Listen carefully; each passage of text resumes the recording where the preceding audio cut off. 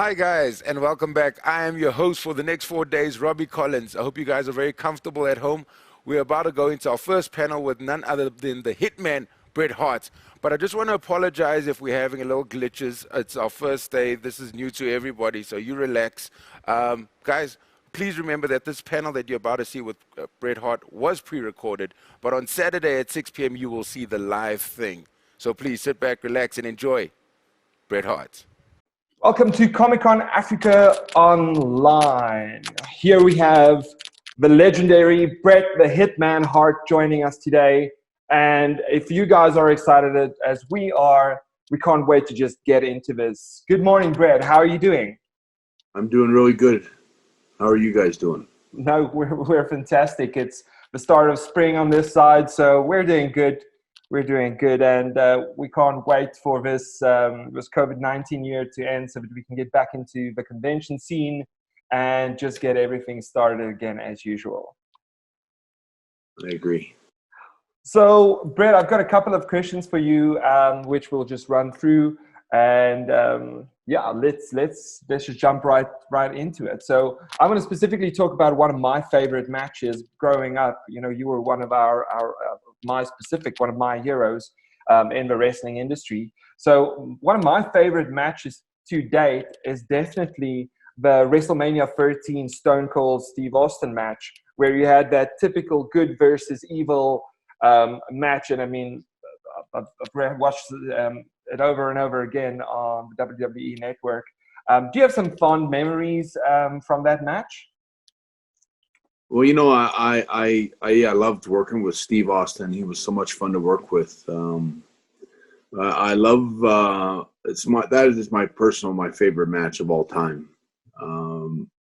What I loved about it was how when I walk out to the ring, you can see that I'm the hero, and everyone's cheering and everyone loves me, and I'm going in there to kick his ass, and everyone wants me to kick his ass. But with the psychology and the way we wrestled the match and all the stuff that when I walk back to the match, I'm flipping guys off, and it's just so, I don't know how to describe it, but so interesting and sort of special how we were able to switch places without anyone really knowing that we did.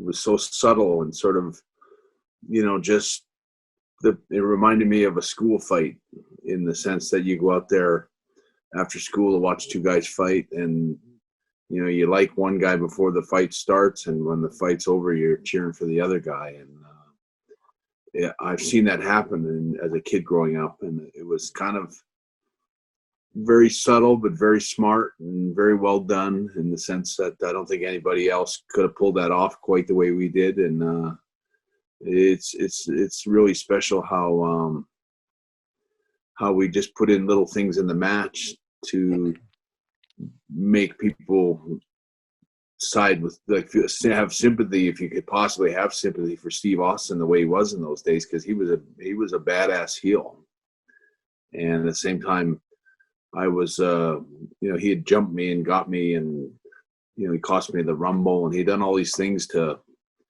rain on my parade every time I walked out, kind of thing. And that's what I loved about the match. I love the ball shot in that match is one of my favorite. You know, he kicks me right in the crotch, and, you know, when I think of Ric Flair doing that little, you know, the thing, you know, through the legs with the arm and all that, and I go, that kick what Steve Austin gave me so much more powerful and so much more, like, when you watch it, you go, oh, and to think somehow within a few minutes of that, I'm going to be booed going back to the dressing room, and just, you know, really shows you what how up and down that match really was.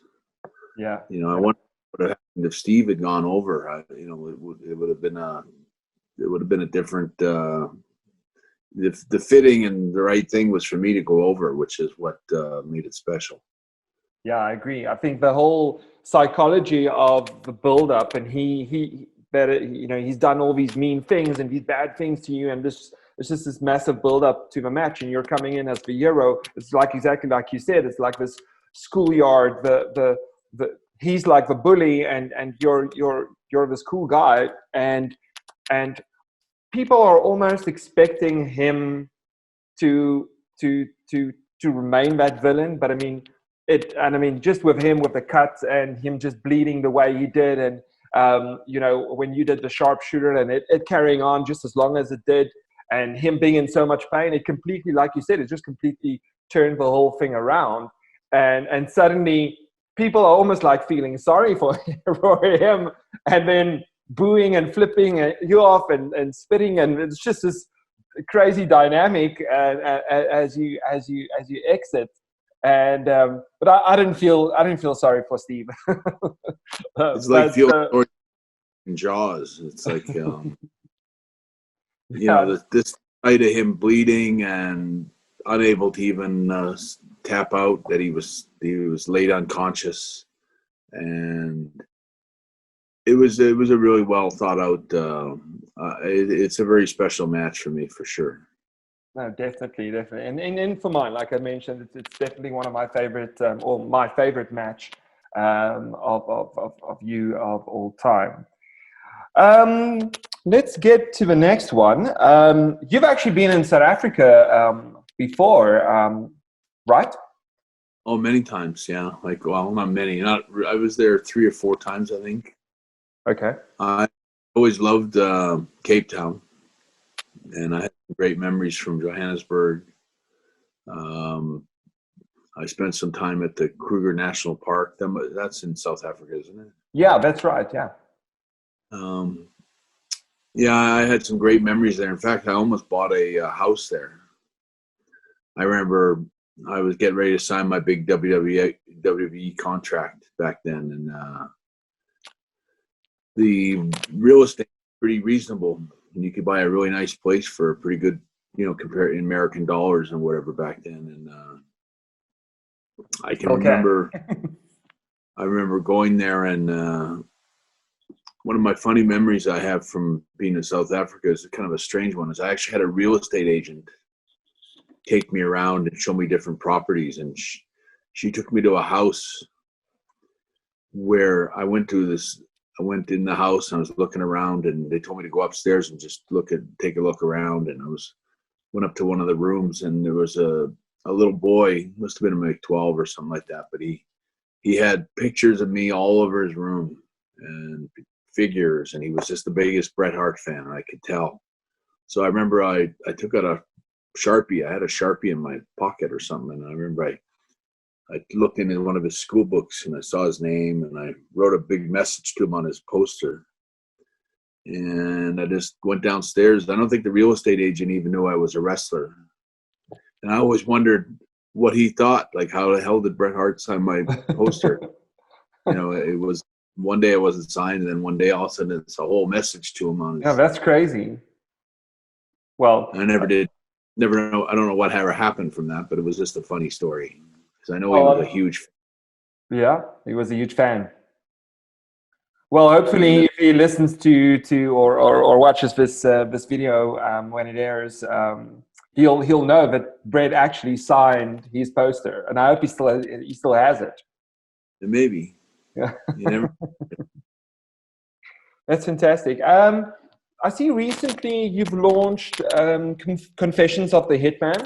Can you just tell us a little bit more about that and where we can tune in, and what's going on with that? Well, I started doing working with a guy that I've known for a long time, that we just do these little sit down chats, and we talk about, we're getting ready for another one now. We'll probably talk about Kamala and some of that kind of stuff, like just current stuff, just fun little story. I try to keep it mostly upbeat.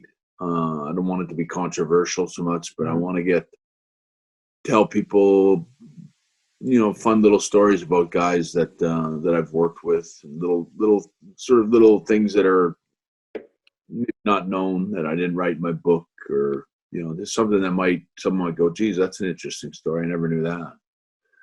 And so we've just been doing them I don't know how many we got in the can now, but we got maybe 50 or 60 done, and they're just fun. They're not really. I don't find them like hard to do. I do them sort of at a nice, comfortable pace, and again, they're just for fans to get a little quick insight into sort of a new story or something they haven't heard before. Yeah, that's great. I think that's the most coolest things that I personally enjoy, especially with the comic book industry as well, is all these extra little stories of things that happen behind the stage or when you guys go out, or and that builds the character and gives a little bit more insight to what really happens, out of the ring, I guess. Well, in a lot of ways, sometimes what happens outside the ring or in the back dressing room is more interesting than what happens in the ring. And some of the characters in the dressing room and the wrestlers themselves are more interesting backstage or after the show than they are ever when they're in the ring. I agree. Jim the Anvil Neidhart's not a living testimony, but he's a testimony to that. I wish we'd had a camera on. I wish we'd had cameras in some way. And sometimes I'm glad we didn't have cameras like that back in the 90s with Jim the Anvil. We had a lot of great stories together, and he's a character that it was so much more fun to be around than he was. And not that he wasn't fun in the ring; he was fun in the ring, but his backstage personality was so much more hilarious than his wrestling character. That's fantastic. Mike, that's joining us in part 2 of this interview, is actually a massive Jim fan. And if you see Mike, he actually looks a little bit like Jim. He's just got a bigger beard, and I know his dad also has that goatee. And you're going to see him. You're going to love him. He's just going to ramble on. I don't think we're going to get time to talk, but he'll be joining us pretty soon. And then, top 5 wrestlers that you would pick in your time, apart from yourself. Who would you say is your pick for the top 5 wrestlers, putting you up there? Well, Steve Austin's always going to be one of them. I really loved working with Sting. He was really fun to work with, and I wish I could have done more with him. Macho Man was always one of my favorites. He was such a great wrestler, and maybe not fully appreciated for how good he really was in every aspect, from talking to wrestling to, he just was a real pro on every level. You got to give Shawn Michaels his credit, whatever the history that we had together. The truth is, we had great matches just about every time we ever touched each other, and he was a phenomenal athlete and a great performer. It's a shame that we didn't get to really work out our differences and have a proper ending to our sort of rivalry and whatnot. I guess the next one I would pick would probably be Undertaker.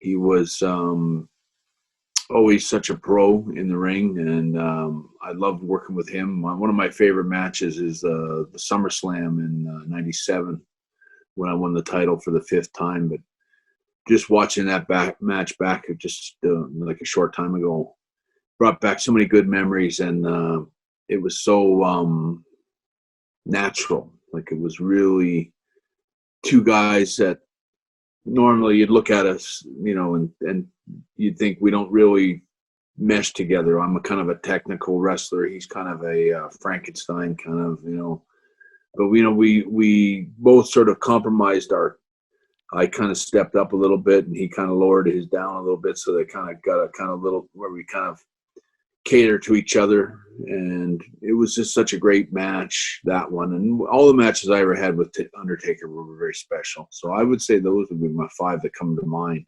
Mr. Perfect and my brother Owen are a couple more that would stand out as guys you could wrestle in your sleep. Like you could fly all the way from Calgary to Cape Town and get off the plane and go straight to the dressing room and have no sleep or no rest or anything, and then have them go, we need you to go 15 or 20 minutes with Kurt Hennig, or Mr. Perfect, or we need 15, 20 minutes with my brother Owen. You could do it.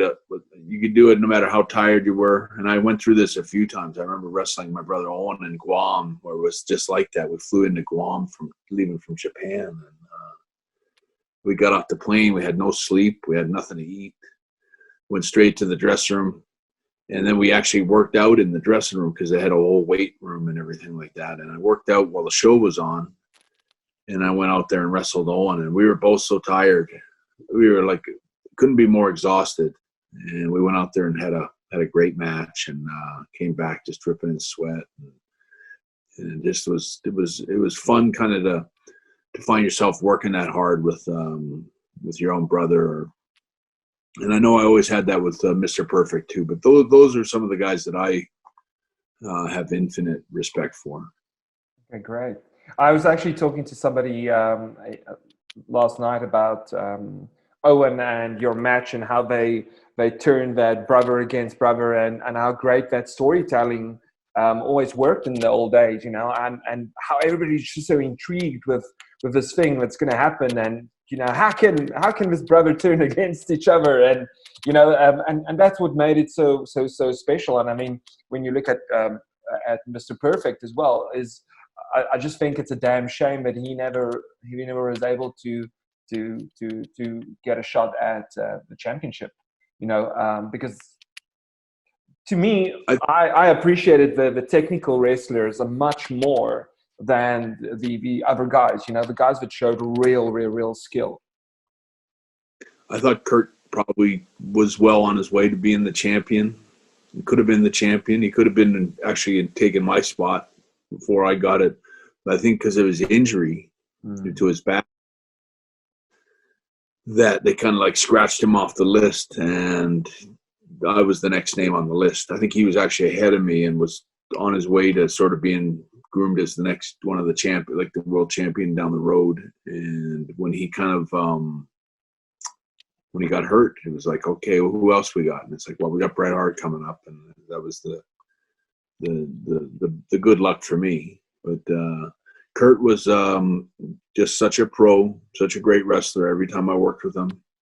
And he was just one of those guys you could wrestle blindfolded or in your sleep. You could, with no sleep, if you were tired or you had the flu or whatever it was, he'd go in there and just work so hard that he could carry you, and vice versa. I loved working with Kurt. We had a lot of times we'd wrestle and have a few too many cocktails after the show, and get up the next day all hungover. And I remember going to the dressing room, and it's like we would always go in there and we'd always talk about how we're gonna kind of scale down the match and not do as much because we're both hungover. And then we just go out to the ring and we do everything, and come back and go like that was our best match kind of thing. And then we go out again, do the same thing. And he was always a real treat to work with. I mean, there was a lot of times in matches I had with Kurt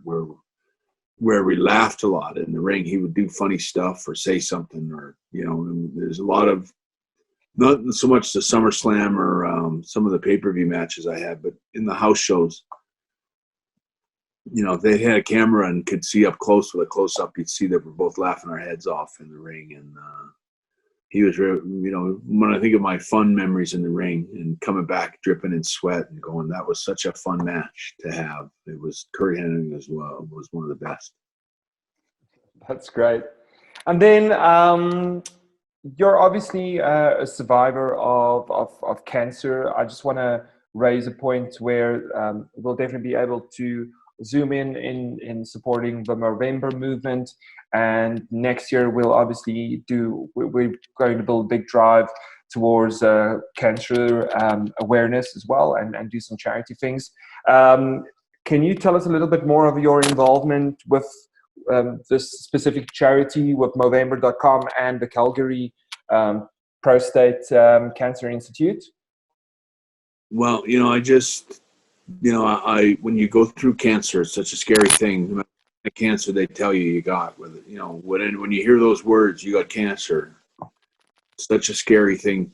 It puts everything in perspective for you really quick. And in my case, I worked with the Calgary Prostate Center, which is in Calgary here, and I was so lucky and grateful that I was one of those guys that got checked every year. I was early diagnosis, which is so critical, and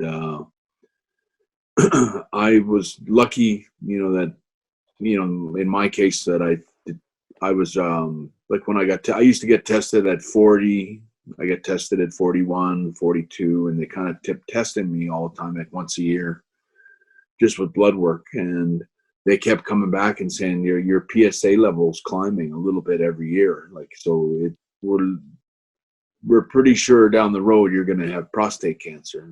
And there was no sort of, I was worried about it, but it was, they were pretty calm, and, it was kind of, I was on top of it. And lo and behold, like one day I go in for my yearly checkup, and they go, your PSA levels at a point where we need to do surgery and take care of it. And I was terrified when I heard that. I mean, it just puts everything in perspective. And you want to, in my case, I was, you want to panic. You want to try to find, there must be another way than having your prostate removed. There's got to be another, maybe there's some other advanced surgery in the States, or maybe there's better doctors in this country or that country, or, but the truth is there is no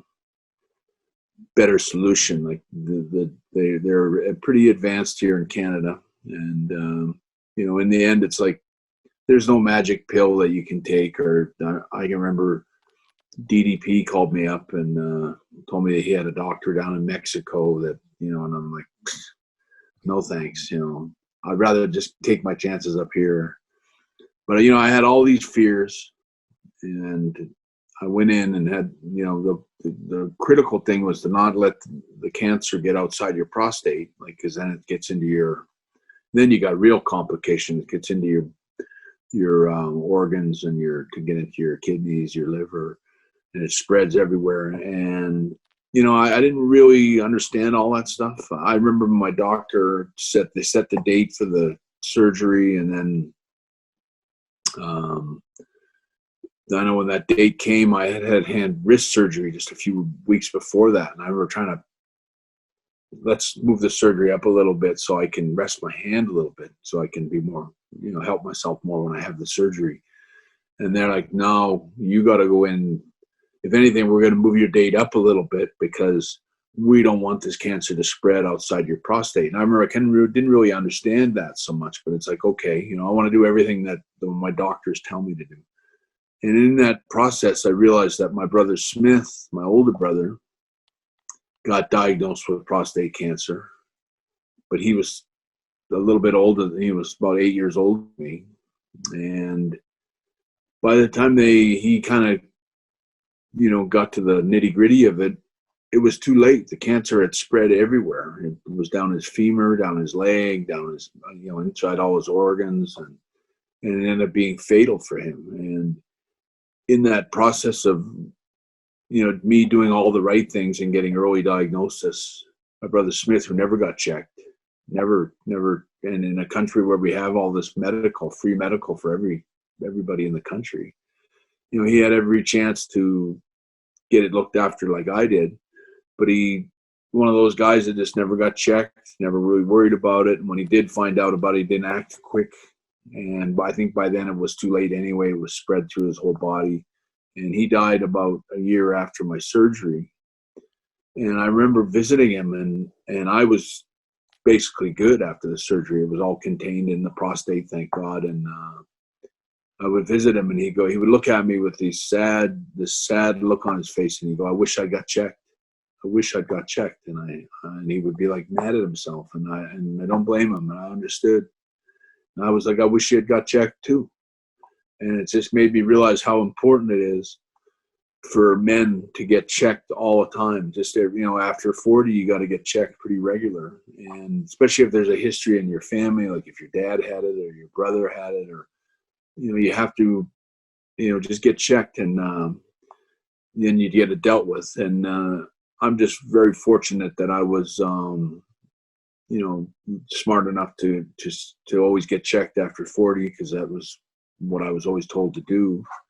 And, today I live a pretty good life, and I'm, really grateful to the doctors and the staff and all the people that worked with me at the prostate center. They were so good and so helpful. I mean, I feel indebted to them, and I do what I can to promote the Calgary Prostate Center. And they're one of those organizations that they don't get government help. They don't get government support or government funding. And so I do what I can to help them all the time, because it makes a big difference. Of course, thanks, Bret. And we appreciate this, what we just talked about. And from our side, what we're going to do is, you have so generously signed a lot of these Bret the Hitman Hart prints that our friend David Mack did with Kirby's Collectibles. And what we are going to do from our Chimp and Comic-Con side is we're going to donate 100% of those proceeds straight towards raising prostate cancer awareness. So everybody, the fans, buy one of these prints. It's going to go to a great cause. And you've got a one-of-a-kind print, limited to 99 prints, and Bret has signed them. Well, thank you, Bret. But that's the end of our part one. Stay tuned for part number 2.